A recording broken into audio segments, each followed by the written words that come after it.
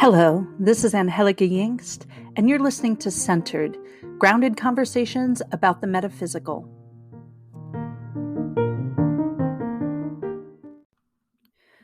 When I started this podcast, I wanted to share some of the great grounded conversations that I get to have with other healers and earth medicine practitioners and psychics, and with my friends who, in the Venn diagram of life, my work as an energy healer and their work intersect like in a Venn diagram. We have some interlap.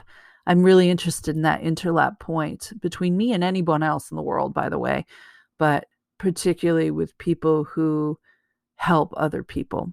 So, you've heard from people in my life, the minister, the therapist, the artists, the storytellers, the witches, the troublemakers, the psychics.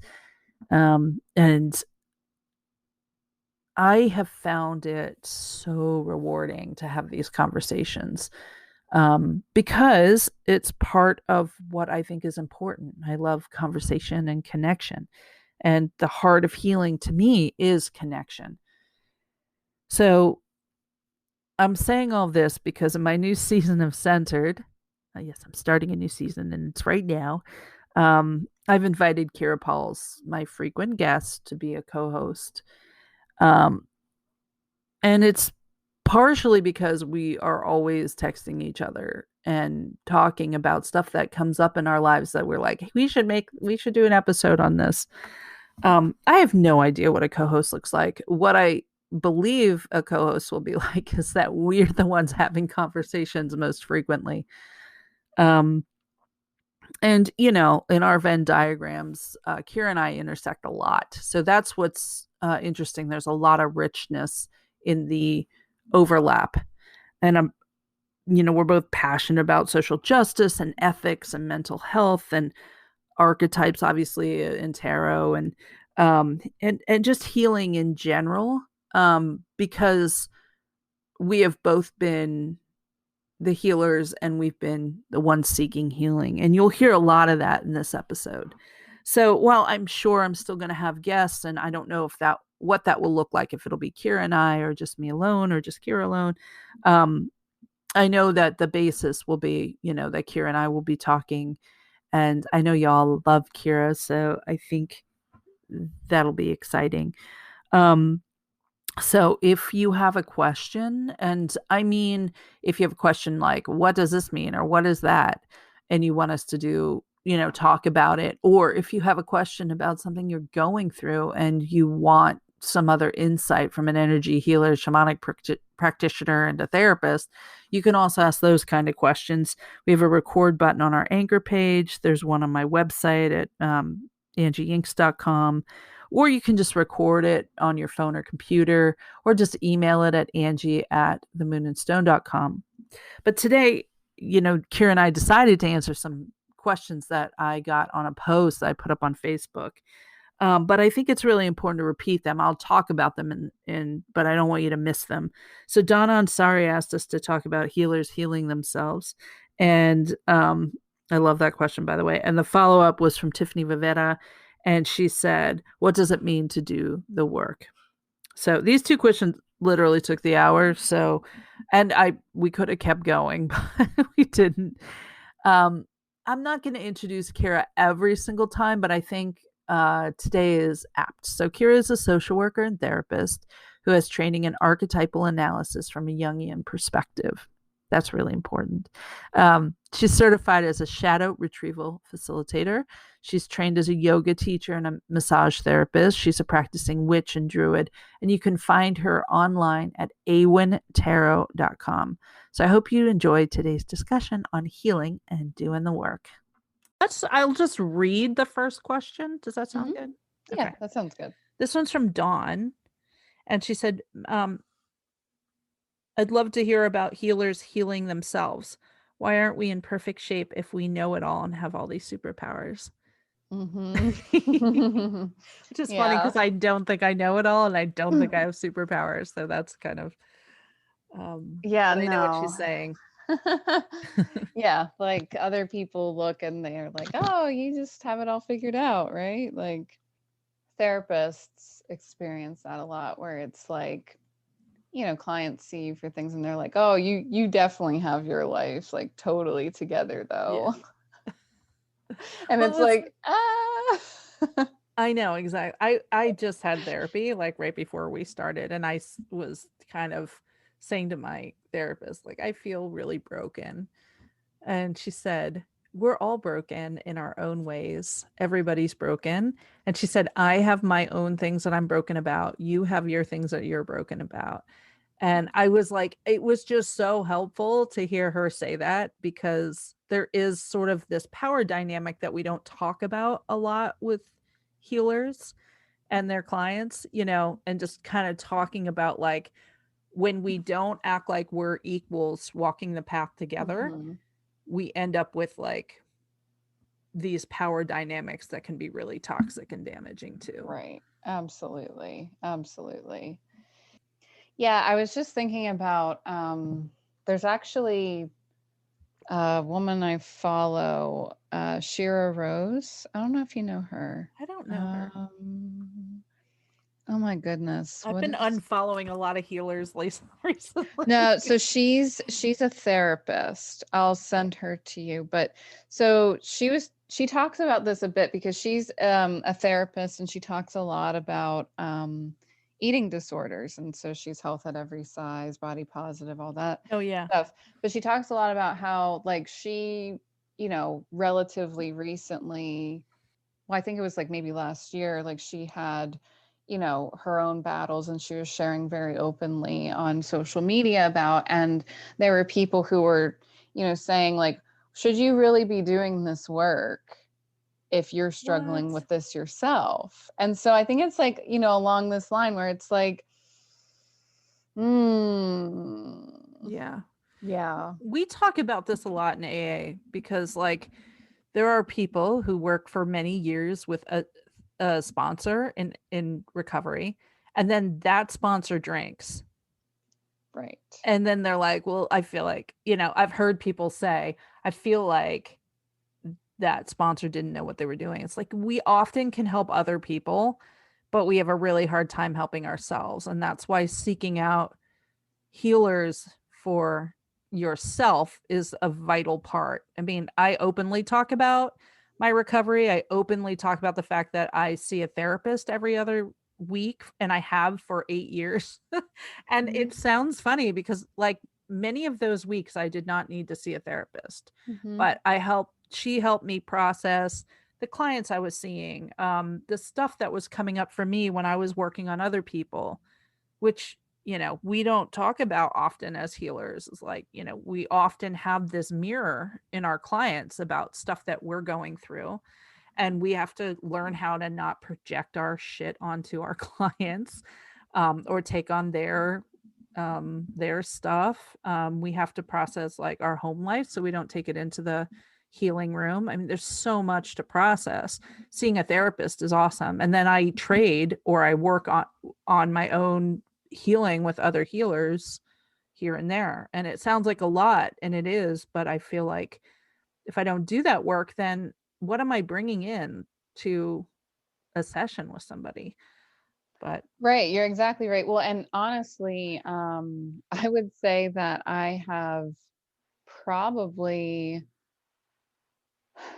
learned a good chunk of what I've learned actually from experiencing therapy myself and yes, experiencing healing exactly. myself. It's like, I've so with shadow work, when I was undergoing my shadow work training with my mentor, one of the things that she told me when we were starting, so I have a moon in Aquarius, and um there's a whole thing about, Yeah.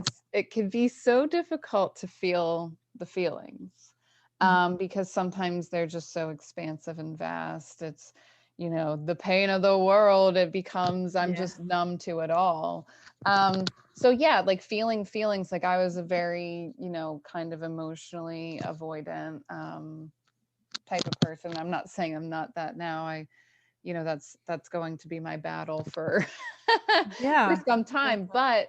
But the thing that she told me was that because I was so detached in many ways, the fact that I had to learn how to feel my feelings step by step is what enables me to now teach my clients Yes. how to feel step by step.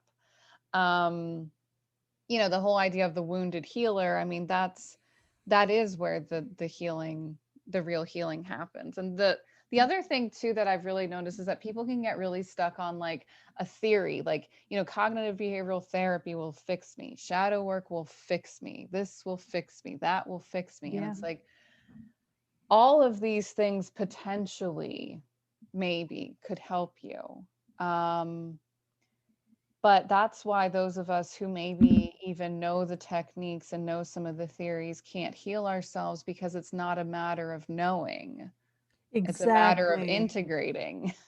And that is a spiral. It takes time, and it's Mm. not an overnight ABCD done sort of thing. Exactly. I mean, for me too, it's been so I've done a lot of work, as I've said, and I'm just touching some really deep trauma work that I need to work on, and especially with emotional intimacy.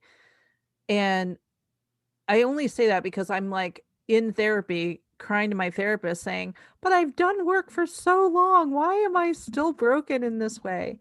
And I realized like I couldn't have even gotten here if I hadn't done all the little work over decades that I've been doing. It really takes a long time to unwind some deep trauma work that we do, and It does. it's it's not a fix all just knowing. Like we often say in AA, like knowledge self-knowledge availed us nothing, Mhm. just because we knew we were an alcoholic doesn't mean we can fix our alcoholism. Right. Yeah. I think Well, it's and so different too, like sorry to interrupt, but like you as a therapist have a way different also perspective than like an energy worker, because I mean you've done both of those things. mhm, And I think it's kind of important to talk about the fact that in therapy, like you never really propose, you don't have that theory that you're going to be fixed. You right. have a theory that we can help you deal, we can give you tools. But when we talk about some of the energy work, especially the way we talk about it, talking about crystal healing, Reiki, it'll fix it, it'll solve it. And it's like, you only have to do this thing. You just do the shamanic work and you're done. And I think it's kind of like a real downfall of our the community of like It acting like is. this is the fix. It is. And I can say that this isn't to, I guess, make anyone feel bad. I mean, because the reality is that in many ways I've been this person too at times. But Yeah. what I have noticed is that honestly, some of my, you know, the people I've worked with who perhaps do come from a background of understanding things like crystal healing and Reiki and things like that, sometimes are my most stubborn clients in terms of, Yes. why aren't I better? Why haven't you fixed me? Yeah. What do I do with this? And what I say is, you know, you're coming into like psychotherapy where, and particularly the variety that I do, or we're, doing depth analysis, we are experiencing the psyche Yep. and illuminating aspects of the psyche that were previously in the dark. And we are learning to feel feelings and slowly learn how to, grow our container for feeling feelings. And I'm not a therapist who's big on like, here's some coping skills, let's 1 2 3 breathe in out. Yeah. Like I don't necessarily do that as much, but in other ways we learn other things about like, how we gradually build our container, which is basically that we experience our feelings. And that is not a doing. And clients get frustrated because they're like, Yes. what do I do? And I'm like, you don't do, you experience. And it's like, what do I do with my sadness? You feel it. You don't do sadness. You Exactly. I mean, feel it's so sadness. hard because our cultural addiction is work. You know, our Yes. cultural addiction is like just keep swimming, swimming, Yep. swimming. You know, like if you just keep doing, you will not have to feel. If you Yeah. just get more into social media, you won't have to like process. And Yes. it is hard to just sit with. Like I struggle with it for It's myself. really hard. Yeah. Yeah, it's really hard. Yeah. And it's, I mean, I don't and I do. I struggle with it because I'm always shocked when I'm in the middle of something tedious and ridiculous, or I'm in the middle of like a 12-hour day of just keeping busy all day. And I go like, oh, what are you freaking avoiding right now?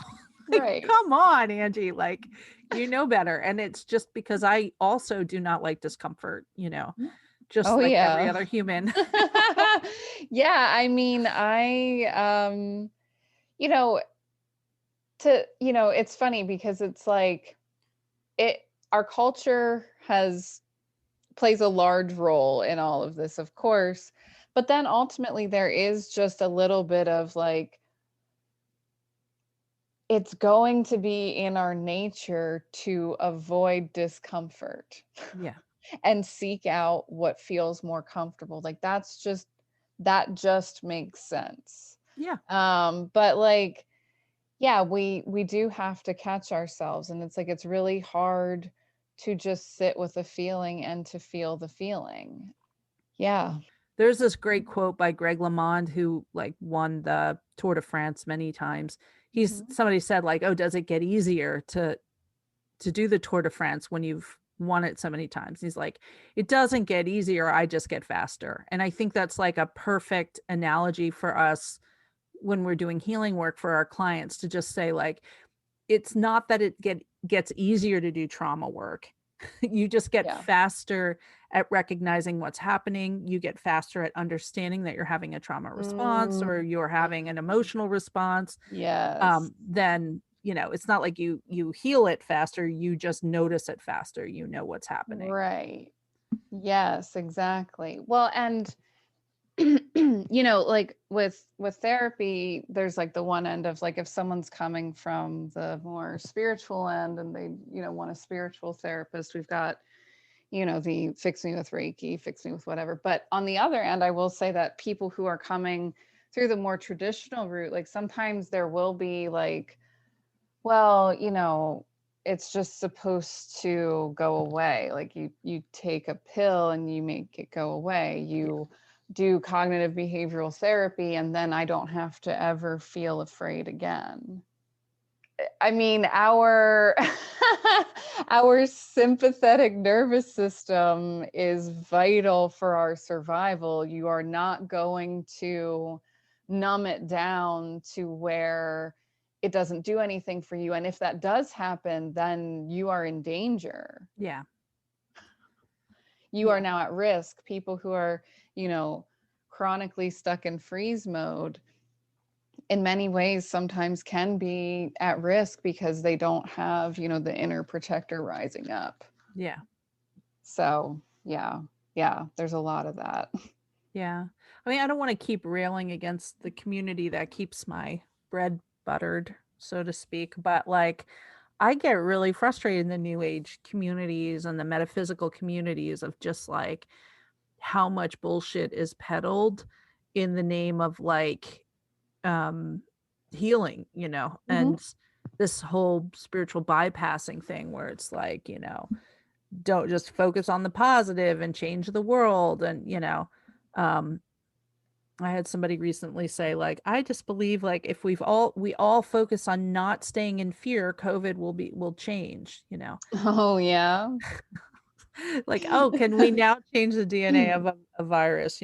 Right, yeah. um and it's not that I don't believe positive thinking helps. I actually do think that it helps. It helps Yeah. you, but I don't think that we can say that it would change um, a virus, right? Or change. Right. Like there's trauma. something to be said about, like the power of affirmations Yeah. and, like a gratitude practice and stuff like that. Like absolutely, those are valid and very helpful. But yeah, I don't think Was for me like the most helpful part of my therapy and my even energy work is the idea of mindfulness and being present. And that has become like a total, yeah. it's totally a baton in which you're beaten over the head, like you must be mindful at all times. Mindfulness is not created out of being perfect. It's created because you're not, because you're Yeah. always thinking of self-defeating things, because when you were raised with self-defeating or with defeating parents, parents that tell you you're not good enough, you're not worthy, or you have to work harder, you have to willingly and consciously untangle those messages. And so being mindful is a way of like reprogramming. But my default setting is how I was wired, which is, possibly by people who tell me I'm not good enough. Right. So, Mhm. like, to me, when we talk about mindfulness and say, like, you have to do Mhm. this mindfulness, or, you're defeating yourself, it's like, no, I'm actually working with it by just being conscious of it first, and Yeah. Yeah. I think I don't know if I made sense there, but it's just I feel like some of these words that are actually very helpful become used as weapons of like toxic positivity. And yeah, I it's do, my absolutely. pet peeve. Yeah. Yeah. They definitely do. Um yeah, I mean, I think that in a lot of ways, even like a lot of Buddhist teachings around like detachment and like you said, mindfulness and Yeah. everything, I think have really been distorted. Yeah. And and what has resulted is this like, positivity washing that was never originally intended by what these practices were meaning. Yeah, absolutely. I Yeah. mean, if you think about where they come from Buddhism, which is an evangelical religion, it Hmm. was spread, it's supposed to be taught to others. Hmm. So I don't have a problem with it being co-opted, because I think that's exactly what happens when you have a religion that is meant to be Right. evangelized. But the issue I have with it is when you take it out of its context, Exactly. and And and you're calling it that and it's not that. right. And mindfulness comes up because the first tenet of Buddhism is that suffering exists. So, Yes. you're already walking in shadow from its first inception. Like the first law of Buddhism, right? The first noble truth is that you are going to suffer because you're a Hmm. human. And Yeah. then the second one is the reason you're suffering is because you have these attachments, and these attachments are keeping you down. And how Right. do you get there? You start to become mindful of your attachments. Exactly. And You know, that is, I mean, really, all of the all of the talks about like about healing and the psyche and about spirituality, like it all kind of comes down to some of the same basic things, like all the religions, theories, etc. Like they have very similar base themes, which is like you said, we're human, and we have various things we experience in our life that, like you said, makes us feel a certain way about ourselves and other people and whatever else it may be, and eventually we unwind that. yeah, I mean, yeah, it's not this, oh, I'm worried about this thing, let me detach from it and not explore it any further. yeah. It's not like you can fix, like, I know there are things from my childhood that I will deal with for the rest of my life. Absolutely. And it's not that I didn't work on it, I didn't think about it, I didn't like put the stone on Yeah. the chakra that it was affected. It just means that this is my default setting. This is Yes. part of the wound. There's some wounds that will always cause a scar and a limp. Um, the other part is Absolutely. like I have people who come to me for physical ailments, Mhm. like, oh, I've got a pain here. Mhm. And that's the other part of like staying in your lane, which is really Oh, hard as a yeah. healer. We're like, why can't I fix this thing? And Right.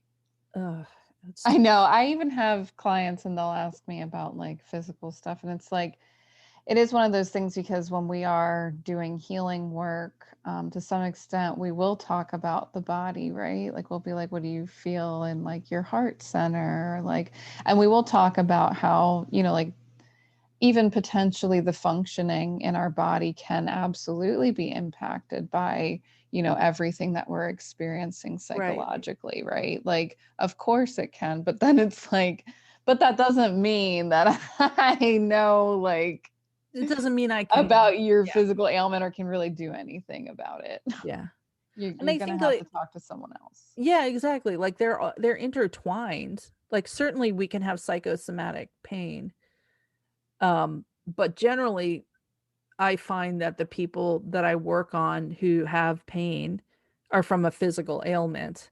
And maybe it started like, I don't know, as some kind of energetic imbalance. I wouldn't be able to fix it at that point.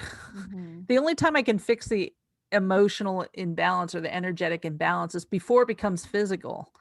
Like Hmm. that's when the person should see me, right? Right. Not that I can't work on it. I definitely can, but it's interesting. Like I've been working on a client who has sciatic pain and we work on it every time this client is in, we're I'm always laying stones on the legs and working on it. And I asked the client recently, like, do you want to know the energetic reason for this? Like, should I try to go into a shamanic trance state and find out? And the client said yes, and I did. And it just was like such deep grief. Like, I almost wanted to cry. Like, it was overwhelming what I was sensing. So I Mm-hmm. said, I'm feeling really deep grief here, and it feels very masculine, like you're Yeah. grieving a male.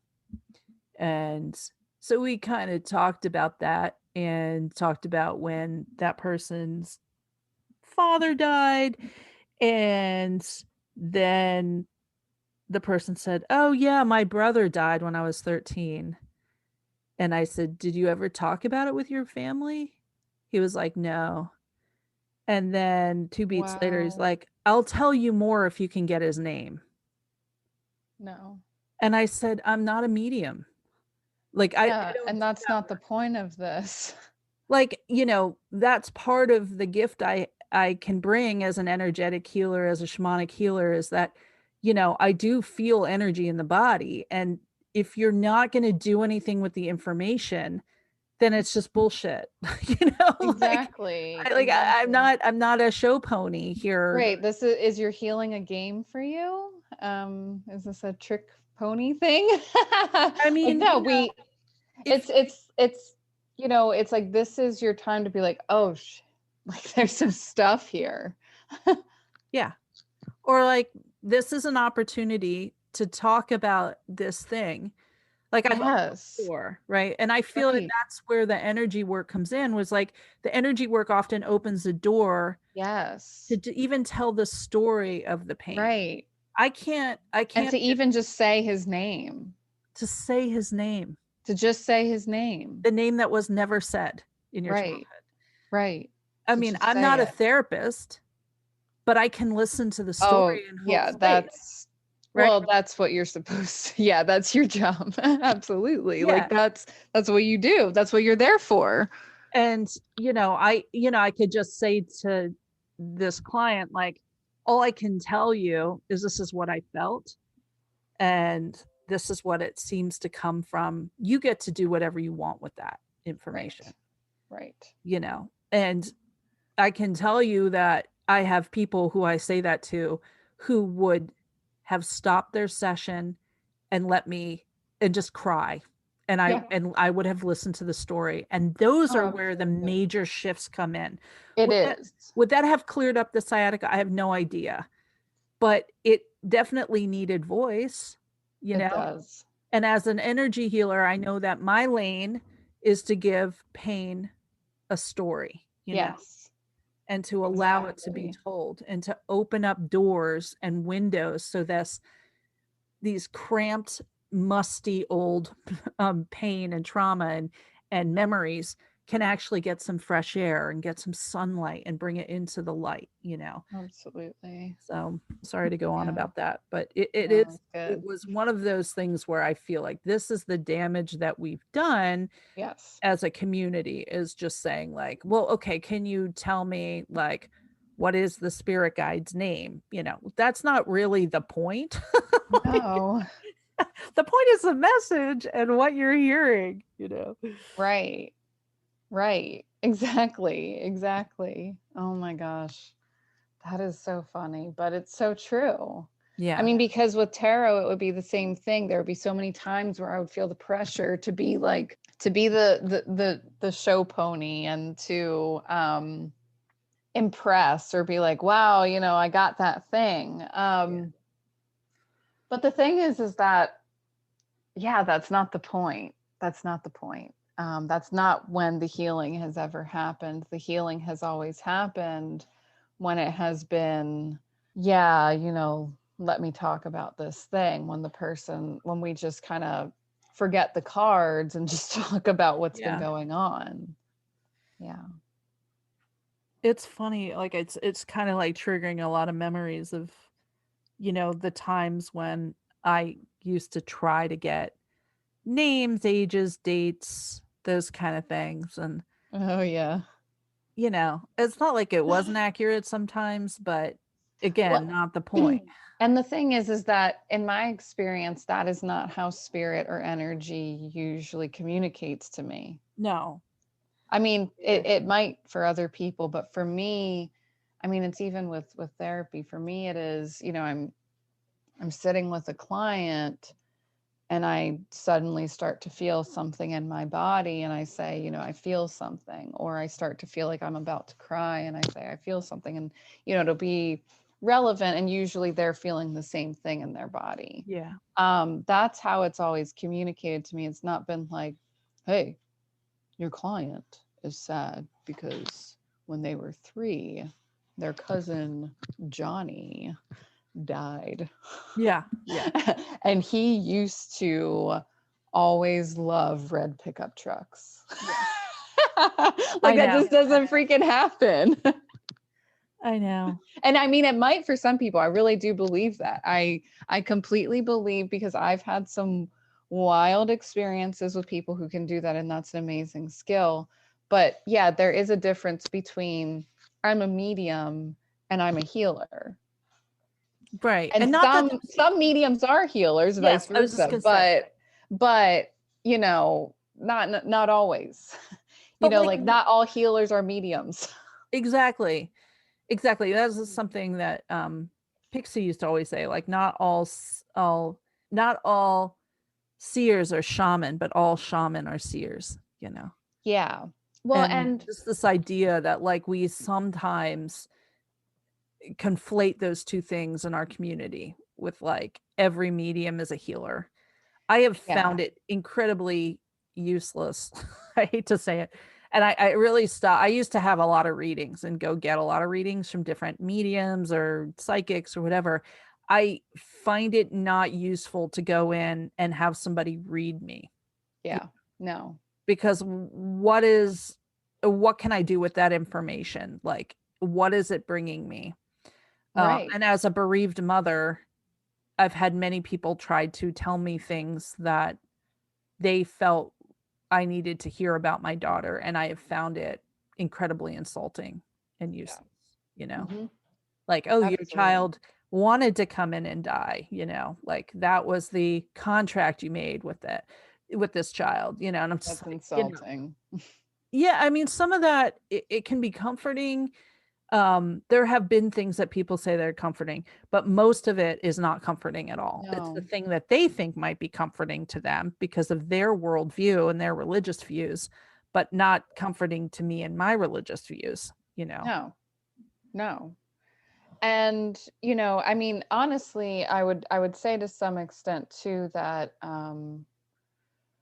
certain statements like that are just not helpful kind of as a blanket rule. I think that there's things that people think like, oh, this will bring them comfort, and perhaps it even does bring someone comfort, but again, what are we talking about, like, with that? Is it real, genuine, like, soul nourishing, or is it, let me gloss over and make it seem better? Yeah. And so in that way, it brings me comfort temporarily. Yeah. But the truth is, no matter who I see, I go home alone without my child. Exactly, I because never that's get my child. And so that's the reality. the processing of that had to be internal. I had Yeah. to figure out what the meaning was for me. Yeah. And I don't know if I talked about it with you, but like somebody shared recently on my feed or something that the Kubler-Ross 5 stages of grief is adding a sixth level of grief, Oh, which is to yeah. make meaning of your grief. Yes. And Oh, that's great. I Yes. find that, and they're adding anxiety to, Oh, okay. which is helpful. From what I understand. But to me, that's so helpful because that was a stage for me that was vital to shift, Yeah. which was like, how am I going to make meaning out of this for me, you know? Absolutely. So anyway, I guess we're far afield of the healers healing. Well, I mean, kind of, but Yeah.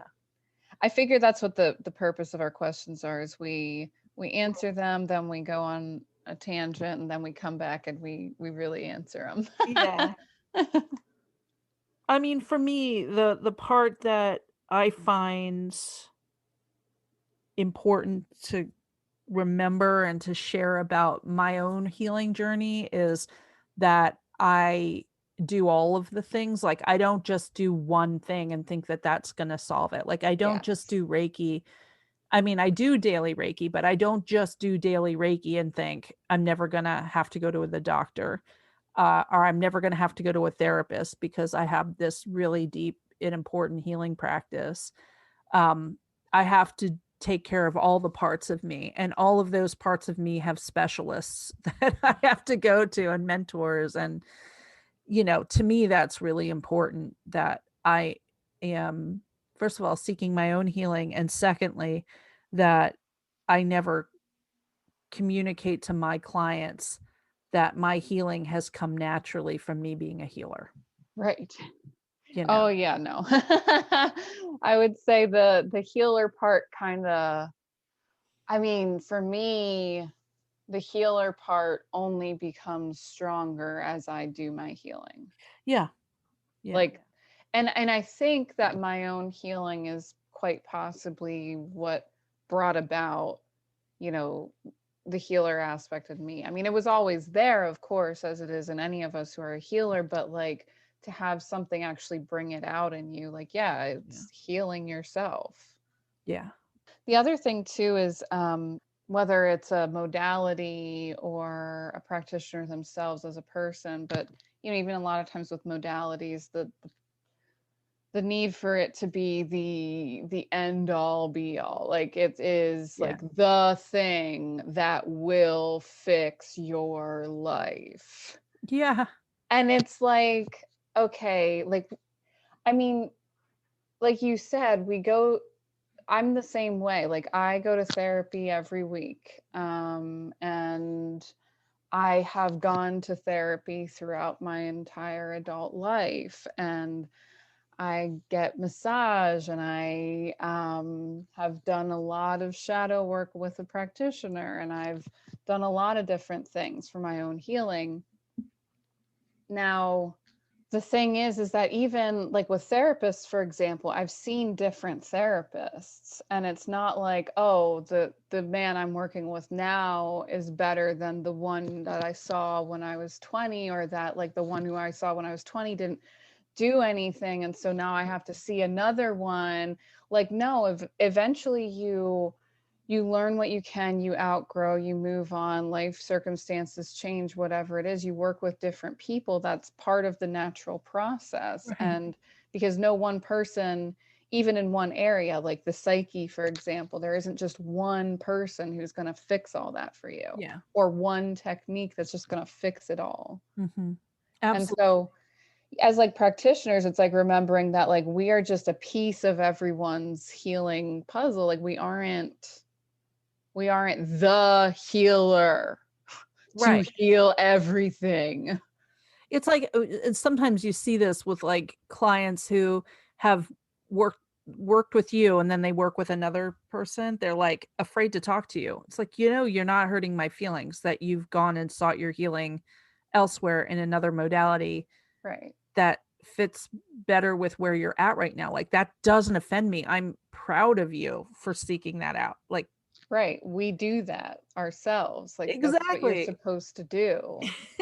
And that's the humility of walking this path, which is like what's so frustrating sometimes is seeing the competitiveness among healers. You go like, really? I mean, really? We know that not every energy fits with every energy. Not every doctor is a great fit for every client. It's the same with healers. We have to be open to them seeking healing elsewhere. And, as far as my like shamanic work too, it's like when we do journey work, the journey is not the work. The journey is the beginning of the work. It's how you go in to find out what work to do. Mm-hmm. It's not the work itself. And it kind of goes into the next question. Somebody followed up with that question. This is from a thread I put up on Facebook, by the way. Tiffany said, um, Angie, I would love to hear examples of how someone can continue to do the work for themselves, and that's in quotes, after we have done our part as healers to keep it going. Often I just hear they have to do the work to heal themselves, but there's no substance to that. I know everyone likes to say that. Do your work. Do your Yeah. work. Do your healing work. Do your shadow work. Do your work. The shadow work thing is one that kind of becomes a bee in my bonnet when people are like, you need to do shadow work. It's like, yeah, well, what does that mean? Also, it's funny because you don't. I mean, the thing is that I have started calling it more like shadow integration. I mean, shadow work is the name that's often used, but when you say you need to do your shadow work, or you need to do shadow work, you need to work with your shadow. You don't work with the shadow. Again, that's the doing thing. Yeah. Like Yeah. the shadow is part of the psyche you experience, you illuminate, you integrate. You don't do it. Yes. Exactly. And not only that, like the shadow starts to do you. Yeah, the shadow does you. And then You're you have to go like, what the fuck is happening? This is, right. you know, this is something else. And then, people are often like, do you do shadow work? Like, I want to just do the shadow work. It's like, you know what? You need a therapist. Like that's where you do shadow Truly. work. Truly. Yeah, because what shadow work is it is exploring your deepest, darkest, no, no, no, never. I cannot be that. No, no, no. I never can acknowledge that. No, no, no, no, no. I can never feel that. Like it's all of that. And so that by default means it's something that has been thrust into the shadows for a reason, Mhm. likely because there is a lot of shame, trauma, rage wrapped up in it. Yep. And so, yeah, at the very least, you probably should be working with a therapist in some capacity while you Yeah. are bringing all of this up, because shadow work is, when you're doing real deep shadow work, it can be very deeply triggering. I know I have clients where sometimes initially, and I mean, it doesn't last super long, but sometimes initially they'll be like, oh my God, I feel overwhelmed by some of this stuff. Yeah. Um, and it's true, when you start doing shadow work, like your physical body will start reacting. It will start being like, what the are you acknowledging right? Yeah. No, this is scary. And you will feel like a scared, petrified child standing in front Exactly. of the death mother, and it will feel like that. And so you need to be with someone who knows what they're doing. Can you talk about the death mother archetype? Yeah, yeah. So Death Mother is kind of the dark feminine aspect. associated, like, I mean, it's really associated with goddess Medusa, Mm-hmm. and her story, which I won't get into that actually, because I think like a to think about the death mother, like, I mean, there's a whole backstory to how she becomes the death mother, and it's a Yeah. story of trauma and shame, Yep. right? Yep. Essentially being turned into the death mother by Athena, the cut off from her body Yeah, woman literally. who was born from her father's head, you know, the masculine woman of the patriarchy, Yeah. essentially shaming Medusa, turning her into a hideous gorgon, that then turns people to stone. And so it's about, you know, like the ways in which, you know, shame turns us to stone, freezes us in our tracks, at the sight of her, but it's specifically the dark feminine aspect. And the thing I talk about a lot to like give a good example to understand her type of energy is wicked stepmothers and fairy tales Yep. and wicked queens. And so you have, in fairy tales, the mother who died, who is the mother you remember from perhaps when you were in the womb. Even maybe you don't even remember it in physical form, but you're like this loving energy that was all around me, loving. And then she must have died because I don't know who this bitch is now. So it must be my stepmother. It's my stepmother, right? This isn't my real mother. It's my Yeah. stepmother. And dad is just gone and out of the picture completely, while stepmother, in quotes, is being horrible to the children. She's either in love with her son or pathologically envious and wants to annihilate her daughters. Um, Yeah. and so the energy that we're dealing with is just the energy of like one look and you're stopped in your tracks because she could annihilate you, take you Oh my out. God. I love this as like a metaphor for trauma Yes. because it Yes. literally happens like It when you have is. a triggering experience, you It like is. get that freeze or fight or flight. And yeah, many people, like, your legs will start to shake. They Yep. will go out Yep. from under you. Like when we say turning to stone, or when people say paralysis, they mean it. Like the reaction is that.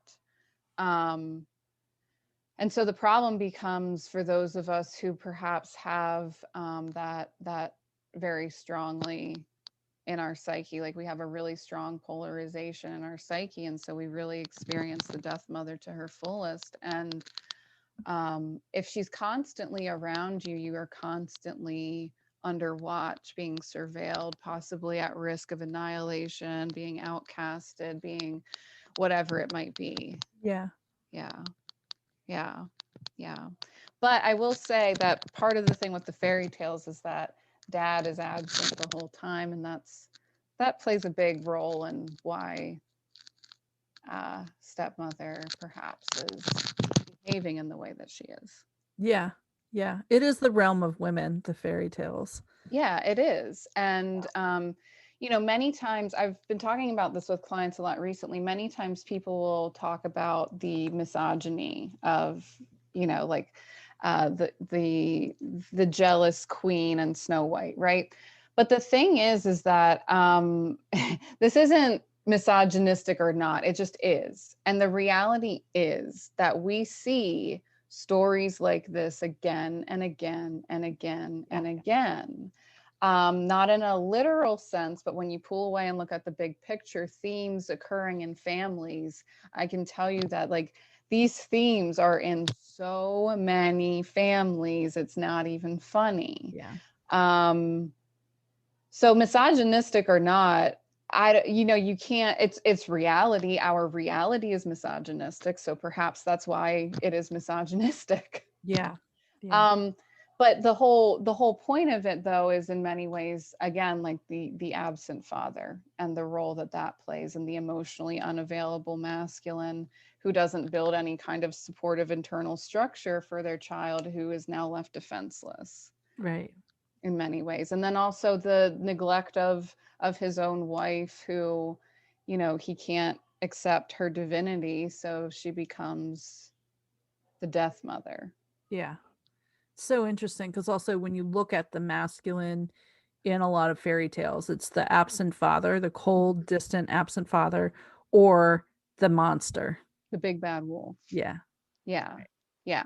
The one who's so sexualized he becomes an animal, you Yes. know, Yes.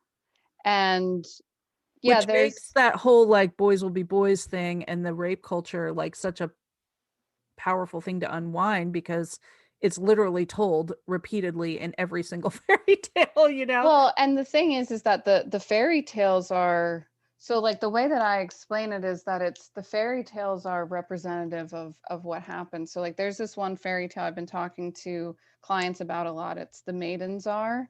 Mhm. And Oh it's yeah, you told me a about. Russian Yeah. fairy tale. And the thing about this one in particular is that it's really good because it's about the reunion of the masculine and feminine. But the idea is that, you know, like the idea is that the masculine and feminine were never separate, that humans made them separate, right?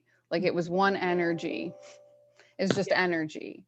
And then at some point we separated and divided it. And now we have a whole host of problems because not only did we separate it and divide it, but we specifically degraded one aspect in particular, Right. the feminine. And so the fairy tales then retell the story of how do these aspects come back together.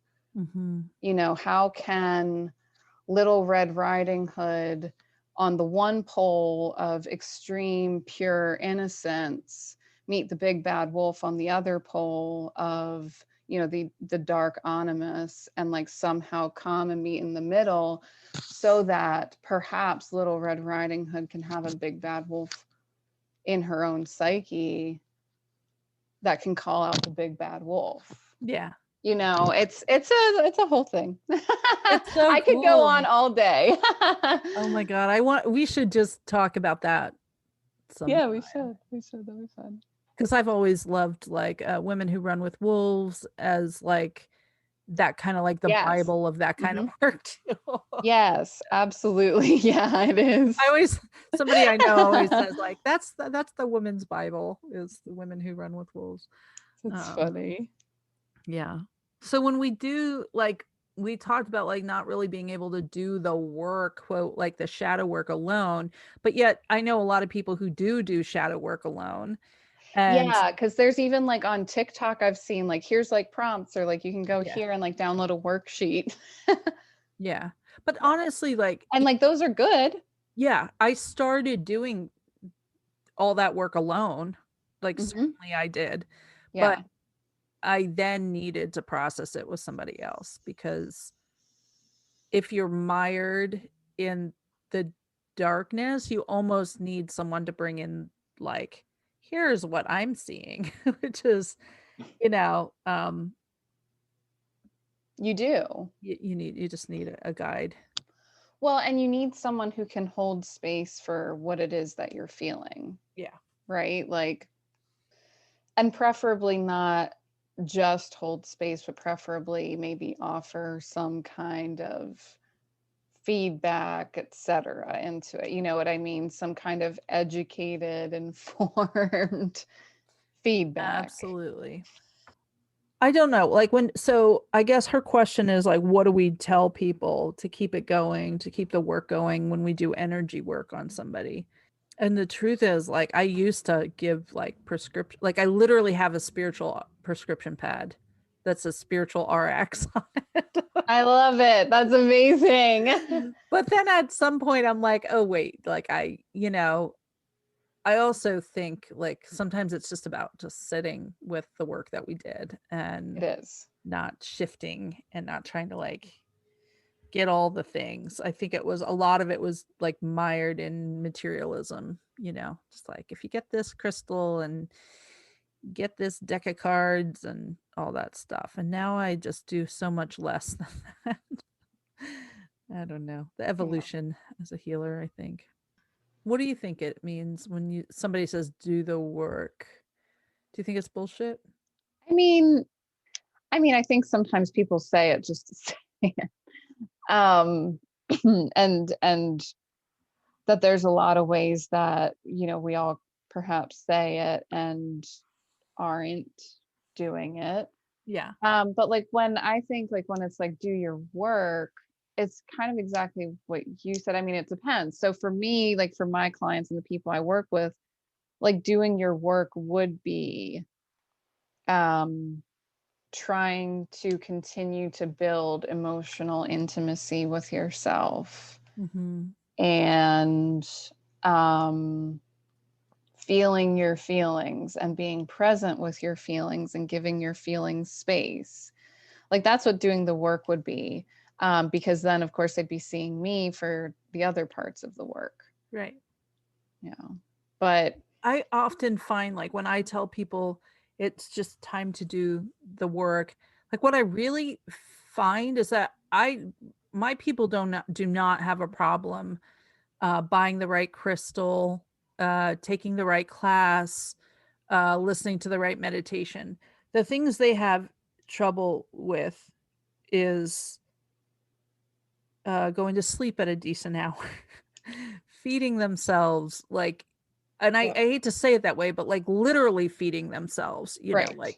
Exactly. like That's, yep. just doing basic self-care. And that to me is just self-compassion. And Yes. um that work is harder than spending $200 on gear to do Right. anything. You Exactly. know, it's Exactly. just like being able to care for the self when you have had trauma or when you are depressed or when you're breaking up your marriage. Those things can be really challenging. It's much easier to drink a bottle of wine and Right. listen to a meditation than it is to like tell yourself that you're worthy without anybody loving you.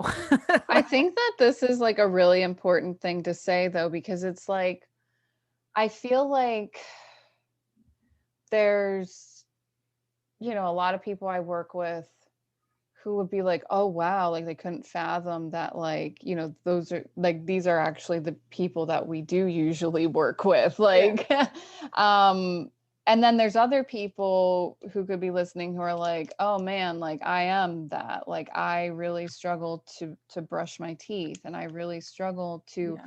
take a shower and I really struggle to feed myself." And I think that there's that's one thing right there, talking about shadow work is a lot of times coming to the realization that like, yeah, this is a reality that I have not been doing this, Yeah. because many times, especially young adults I work with, it'll be a realization that'll build, and it's like you said, the shadow does you, and then in time they're having health problems, whatever it might be. And it could be because like they had no idea how to care for themselves at all. Like it either they weren't taught, or in many cases, like in my case, it was often that, if I'm so depressed or frozen or anxious, like I literally don't have the spoons for it. Exactly. And so like there's so many people who don't necessarily talk openly about that, because there's so much shame wrapped up in it.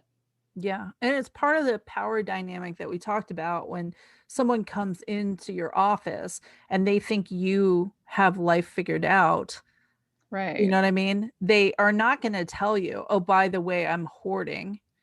Oh, by the way, I haven't taken my garbage out in 2 weeks or Exactly. 2 months or whatever because I'm afraid I'm not going to get all the garbage up. So, I'm Exactly. having OCD. I'm not, all these things, these little things that people battle that they are totally terrified to talk about. And it's like that's where, you know, and we've talked about this before, the part that's hard about energy healers and the new age community is we aren't taught how to hold space and do ethics in the same way that therapists are. Yeah. So, like, it's really easy to get caught in that transference, counter transference bullshit where someone comes in and they're treating you and you don't even realize it, like you're their mommy Right. you're the teacher that rejected them, or you're the teacher that praises them. Right. So they're coming in at doing this passion play that you have no idea you're in because you weren't trained Right. on what transference is or what counter transference is, or, you know, all Right. of that stuff. And that's where we have to stay in our lane as energy healers and continually remind the person who's coming in, I struggle with the same thing you struggle with. Exactly. That's Exactly. actually the gift that we have as energy healers. Yeah, it is. You It know, is is. that therapists can't really, they, you know, you're taught not really to talk about yourself. Right. When someone's in my office, I talk about myself because I want them to know I struggle too, you know? Exactly. Exactly. Well, yeah, and it's kind of, I mean, energy healing is its own thing, but in many ways you can include like the peer support in it, which I mean, having my I mean, my background in therapy, like even though I am a psychotherapist now, I mean, my background in starting in counseling was in, you know, domestic violence and rape crisis. So that was a lot of very peer-based sort of Yeah. structures. And so even though even when I was in the position of a counselor, it was supposed to be that you do everything you can to be on equal footing. I And love that. peer peer mentorship is so important and so valuable. And yet also in the domestic violence world, there were problems that came up because of usually boundaries and lack of awareness about countertransference and things Yeah. like that. So yeah, where I was, it was kind of like a nice blend of both, where we had, you know, we would have like part-time staff who worked there in the overnights and stuff. And sometimes they would have more of uh, a relaxed approach with the residents, while perhaps you know, the people who were doing like the counseling one-on-one were maybe a little bit more office like, you know what I Yeah. mean? And so we did a little bit of both, where you know there could be some of each going on, Mhm. because really both are important. And I think in that environment I saw that they really can work well together, where there can be, you know, the person that you who is that person that's like, you know, perhaps I've been there and I might even be willing to share that with you. And, you know, when we're, you know, talking, you know, making dinner or whatever, we can talk about it. But then there's also the person who perhaps is the counselor, therapist, has the knowledge of the different dynamics at Yeah. play. Yeah, Yeah. exactly. Yeah. But I mean, peer mentorship is and the peer kind of counseling is really important. And there's many times that that's exactly what I'm looking for clients, Yeah. is I because I can't be that for them. Mhm. And sometimes I have guilt about that, that I can't be that for them. Like, no, you know, that's sweet of you to invite me to your kid's birthday party, but no, Yeah. like I can't do that. But like, you know, like a peer could. And so like, you know, some of the kids I work with will have mentors through like the Big Brothers Big Sisters program. And like I love that when they have that, because it's like they have this other person that can be like, okay, they can like take you to the mall, or Yeah. they can do those things that I know you need to do that I can't do and I know that your parent can't do. Yeah. Um, so yeah, it's, you know, thinking about it in that way, it's like, I mean, there is so much importance and value in it, but what we have to remember is that it's different things. Yeah. It's different things. Yeah. And some energy workers might not feel comfortable stepping into the peer mentorship role too. Oh, yeah, There's no. that entirely, but I think in a lot of ways the traditional practice of it is more like that. Yeah. It's Yeah. what makes the boundaries so hard, you know? Yeah, it Like, is. where are, you know, are you a friend or are you a client or are you whatever? It's because we are walking the same path. We are equals. And I mean, I Mhm. do keep a lot of boundaries in my practice, but one of the boundaries I Yeah, do, you're good with that. yeah, but I'm not great with, like, I do talk about what I'm dealing with. Like, Yeah. I don't want somebody to think that I've got it figured out, because the truth is that I can help other people, but I need other people to help me, you know? Oh, yeah. Yes, absolutely. Yes. I Yes. really, really, really do. Yeah, me too. I really, really do. Like at least That's what's preferably at least like twice a week. But but that's what's great about having like you in my circle, Sharon's in my circle. mhm, And, it's like I can, I have this peer group in my circle that are aware, and they're trauma informed, and we can talk about the energy work and we can talk about some of that stuff. And it's something where if you were my therapist, you wouldn't be like, oh my God, that person sucks so much. Like you wouldn't like agree with me. You would just be like, maybe detached and listening and processing and helping me process. So, like, we need the combo of professionals in professional roles and the peer group that's, able to like validate and be your friend and be your advocate. So, absolutely. Yeah. well, thank you, Kira. We got through Thanks, two Angie. questions. Yay, we did.